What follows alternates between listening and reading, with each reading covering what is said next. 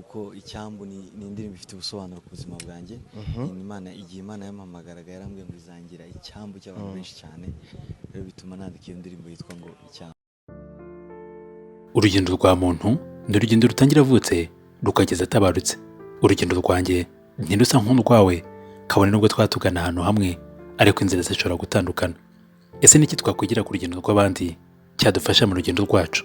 Uyu munsi reka tuganire ku rugendo rw'umuhanzi mu ndirimbo zo kuramya ndetse no guhimbaza Imana, Mbonyi, kuva avutse kugeza ubu tuvugana. Turibanda kuri bike by'ingenzi muri byinshi yanyuzemo. Mbonyi ni umusore, akaba umwe mu baramyi bakunzwe cyane muri kano karere k'ibiyaga bigari. Uwajya kubinyomoza yaba yirengagije ukuri kugaragarira buri wese. Ese uyu musore ni muntu ki? Ese urugendo rw'ubuzima bwe kuva avutse kugeza uyu munsi wa none rwamfasha iki? Ese wowe rwagufasha iki? Kurikira. Uru ni urugendo, njye nitwa Aime Confiance. Mbahaye ikaze.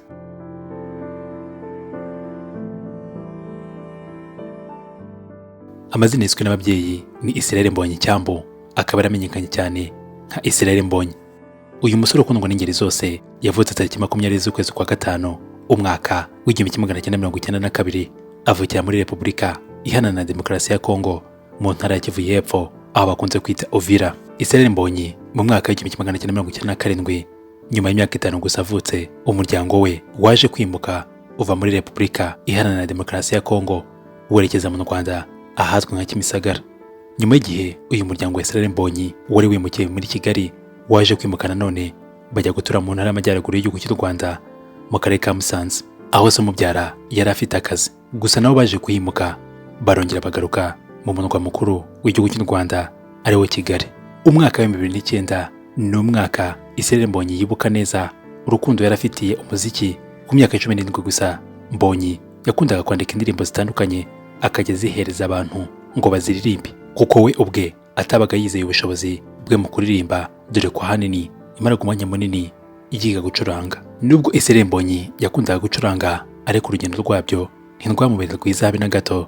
Mu ntangiriro, ubwo Mbonyi yigaga mu mwaka wa 4 w'amashuri abanza, nubwo mu myaka ndetse n'igikuru yari muto, ariko urukundo rwo gukunda gucuranga ni indwara ruto habe na gato. Mu gihe yari akiri mu wa 4 primaire, Mbonyi yatangiye kwiga gucuranga akabyigira hamwe n'abandi bana 29 nawe bose bari hamwe bakaba bari 30.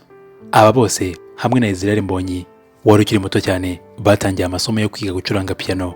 Birakira biratebuka, umunsi wo gukora ikizamini nawe uragera. Urugamba rw'ikizamini cya teori cyo gucuranga piano, Mbonyi ntiyarusimbutse kuko yagize amanota 20 kuri 50, bituma atsindwa ikizamini ndetse ahita nirukanwa hamwe n'abandi bana nabo bari batsinzwe. Mbonyi ntiyacitse intege habe na gato mu rugendo rwo kwiga gucuranga piano. Nyuma yo kwirukanwa, we yakomeje guhatiriza, akazajya aza kwiga bakamwirukana agataha, ejo akagaruka kwiga nabwo bakamwirukana, ntacike intege, ejo bundi akagaruka nabwo bikagenda gutyo. Nyuma y'igihe kitari gito, Mbonyi aza kwiga bakamwirukana.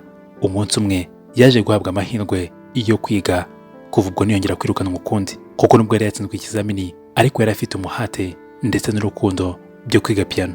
Bitewe n'uko abo biganaga bakundaga gusiba ndetse bakanagira ibintu byinshi byatumaga bahuga, Mbonyi yaje kubona umwanya uhagije wo kwisanzura, ariga, arakataza, ndetse aza no kuvamo umunyeshuri wa mbere w'umuhanga mu bijyanye no gucuranga piano muri restoration y'i Musanze, aho n'ubundi Mbonyi yarasanzwe asengera. Kuva uwo munsi Mbonyi yatangiye kujya acuranga mu rusengero. Mbonyi avuga ko mu gihe yari umucuranzi atibonagamo na busa umuririmbyi, kabone nubwo yakundaga guhanga indirimbo nyinshi akaziha abandi bantu bakazimuririmbira. Urugendo rwo kuririmba kuri Mbonyi rwatangiye mu buryo umuntu yakwita ko butangaje. Umunsi umwe, uwari inshuti ye amusaba ko baza kujyana ahantu yagombaga kuririmba, maze akamucurangira ariko agafata na mikro akajya amufasha kuririmba. Igihe cyarageze maze Mbonyi acurangira inshuti ye anayifasha kuririmba, maze abantu barabikunda cyane, ndetse Mbonyi yewe ndetse n'inshuti ye bagaragarizwa urukundo rukomeye cyane. None icyiza cyaje kubamo, hari umusore wari inshuti yanjye niwe wigeze kumbwira ati harantu ngiye kuririmba ariko ndashaka ko tujyana. Mbonyi ndetse n'inshuti ye basozaga kuririmba. Inshuti ya Mbonyi yaramushimiye cyane ndetse anamubwira ko azi kuririmba neza. Kuva kuri iryo segonda amubwira ayo magambo, imitima mu gituza cya Israel Mbonyi yatangiye gutera ari ibiri, ndetse mugatangira kumubwira ko bishobotse yareka kujya yandika indirimbo akaziha abandi ngo baziririmbe, ahubwo nawe ubwe akajya aziririmba. Ibyo byararangiye Israel Mbonyi akomeza kwibera umucuranzi mu rusengero rwa Restoration, yewe yabatanacuranze agakunda kwigira ku murongo w'inyuma muri korari.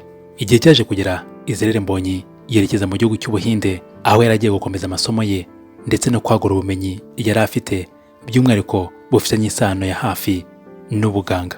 Israel Mbonyi yageze mu gihugu cy'Ubuhinde atangira kubana na mushiki we witwa Daniela. Ubuzima bwaramukundiye buramuhira ndetse n'amasomo yatangira kugenda neza.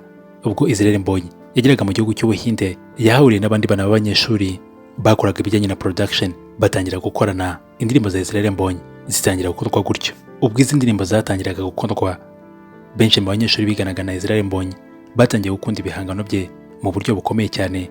Aba bose uko bamukundaga ni nako bagiye bamushyigikira kugira ngo akunde azamure impano ye nk'umuhanzi babonagamo akazoza.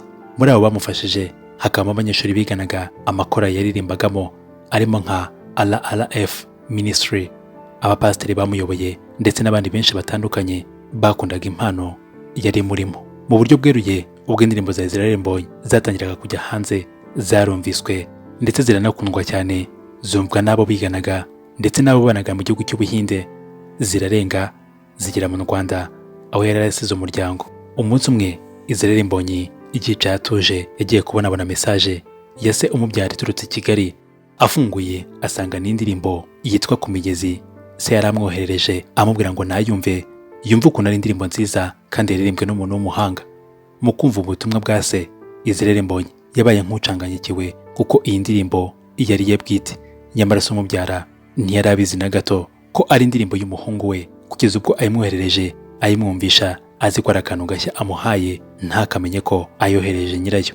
Nyuma yo kumva ubutumwa bwa se, yahise yihuta ajya gushaka mushiki we Daniela babanaga ngo amubwire ibimubayeho. Amaze kubimitegereza, Daniela yambwiye ko atigeze abwira se ko Israel Mbonyi yabaye umuhanzi ndetse ko ari nawe waririmbye indirimbo yamenyekanye kandi kanakundwa na benshi yitwaga Ku Migezi. Tuzafata urugendo rurerure, tuzahurira imisozi iteganye, cyangwa utamba ibitambo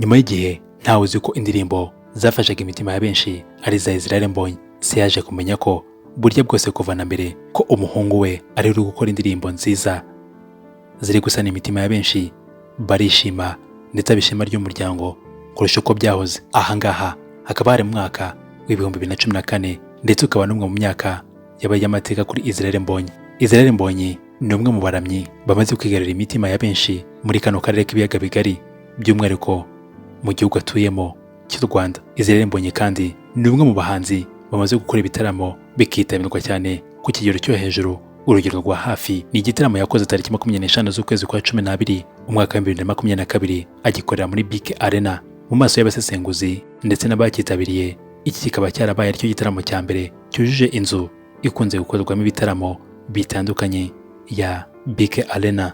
Israel Mbonyi yakoze indirimbo nyinshi zitandukanye kandi zitahwemye kwigarurira imitima ya benshi. Izo zirimo nk'iyo yise Ku Migezi, number 1, Ibihe, Indahiro, Ku Marembo y'Ijuru,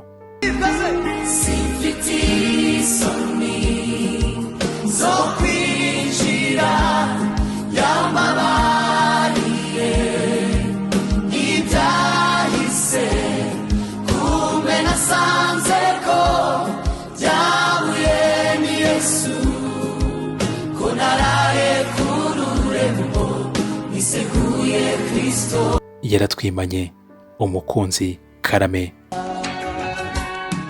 Yewe mutima wanjye Karame, reka nje nkwibarize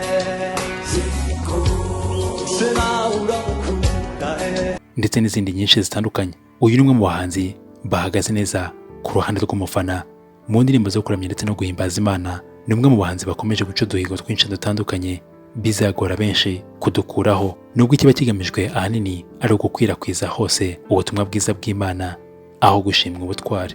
Israel Mbonyi ni umusore ukunda urwenya ndetse akarujyanisha na byinshi mu bikorwa ahuriramo n'abantu benshi nyuma y'umuziki kandi ikindi wamenya kuri uyu musore ni uko Israel Mbonyi ari umuntu usobanukiwe neza ibijyanye na farumasi. So nize farumasi, kwiga point yo kwiga cyane so kugira ngo wenda ukora ibyo wize gusa, ni no kugira ngo ugire umutwe utekereza no kuba wakora n'ibindi. Israel Mbonyi ni umwe mu bantu badakunda gushyira ubuzima bwabo mu itangazamakuru, ni na kimwe mu bintu adakunda yewe habe na gato. Tariki 12 z'ukwezi kwa kabiri umwaka wa 2023 nibwo Israel Mbonyi yagaragaye mu mashusho ari kumwe na Miss Naomi yashyize ku rukuta rwe rwa Instagram atumira abantu mu gitaramo cye cyagombaga kuzabera mu gihugu cya Israel. Nyamara aya mafoto nayo yaravuzwe biratinda, benshi bamwifuriza ko yakubakana n'uyu mukobwa w'ubwiza bwahuguje benshi.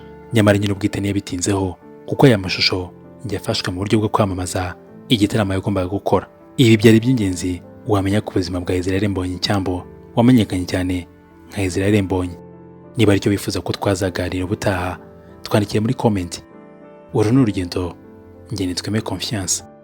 Bella ciao, bella ciao.